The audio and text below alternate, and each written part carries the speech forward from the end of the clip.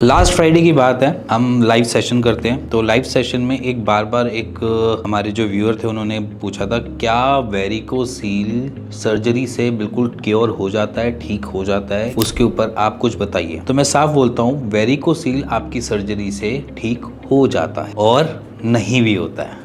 वो कैसे, ये समझना आप समझो कि आपके टेस्टीज की जो ब्लड का फ्लो है, जो रिफ्लक्सेस बना रहा है, वो एक पर्टिकुलरली आपके एग्जिट पॉइंट पे है जो है वेन्स।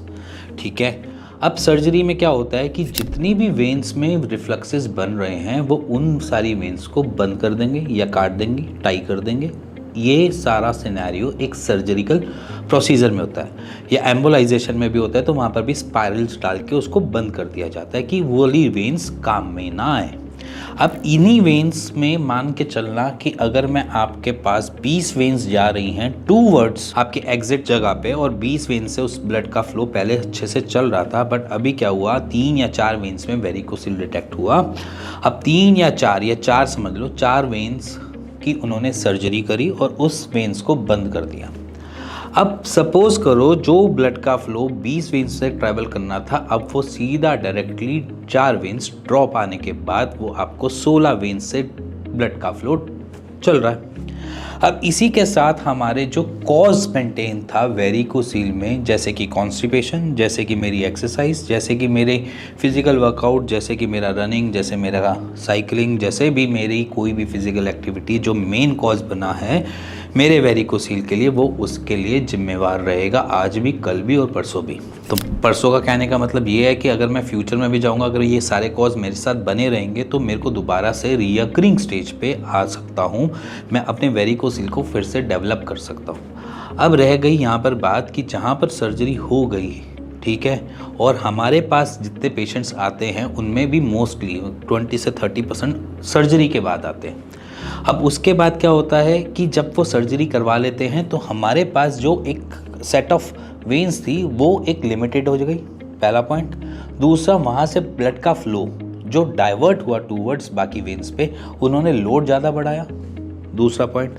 तीसरा, जब वो लोड ज़्यादा बढ़ा तो वहाँ पर जब हमारे कॉजेस मेंटेन थे तो वहाँ पर जब रिफ्लक्सेस बने या दोबारा से वेरिकोसील डेवलप हुआ तो उस जगह को दिक्कत बढ़ाने वाली सारी की सारी चीज़ें लग जाती हैं। इसीलिए अगर आप एलोपैथी में भी जाते हैं या आप सर्जरी में भी जाते हैं तो वो आपको हमेशा एक कंसेंट जरूर साइन करवाते हैं कि रिकरिंग हो सकता है। आपको बताते हैं कि वेरिकोसील एक रिकरिंग दिक्कत है, मतलब कि दोबारा से आने वाली प्रॉब्लम है। अब दोबारा से आने वाली प्रॉब्लम में बेसिकली पेशेंट के कॉजेस मेंटेन रहते हैं तो रिकरिंग आ जाती है। जैसे कि मैंने अभी बताया आपको कि हमारे पास जब पेशेंट आते हैं 20 से 30% सर्जरी करवा कर आते हैं। सर्जरी करवाने के बाद आना और फिर से वही सेम सिम्टम्स को लेकर आना, तो ये एक बड़ा इशू क्रिएट हो जाता है।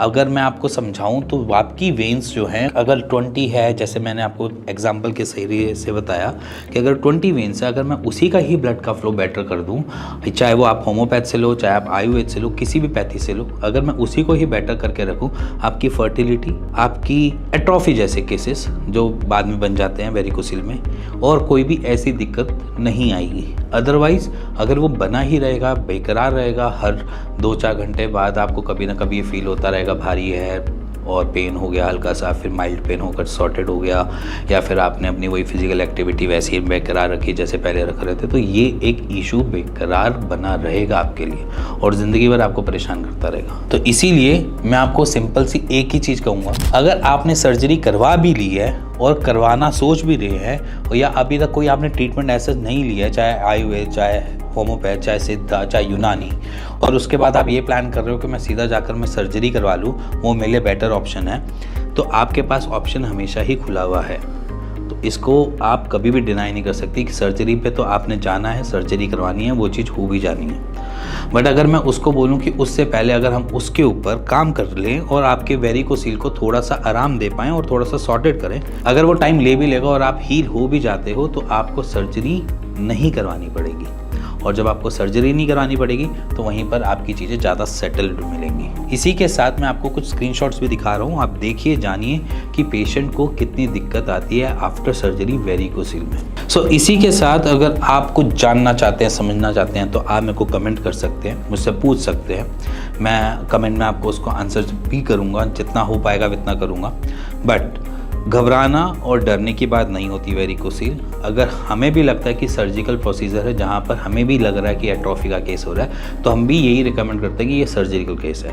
जहाँ पर हमें पता है कि यहाँ पर सर्जरी की रिक्वायरमेंट नहीं है, क्या पता थोड़ा लंबे टाइम में अगर ये चीज़ें सॉर्टेड हो जाएंगी तो वो भी हम गाइड कर देते हैं कि यहाँ पर ये वाली पैथी ज़्यादा बेटर अच्छा काम करेगी और उससे आपको ज़्यादा अच्छे रिजल्ट मिलेंगे। इसी के साथ मिलेंगे नेक्स्ट वीडियो के लिए, तब तक के लिए नमस्कार, बाय बाय।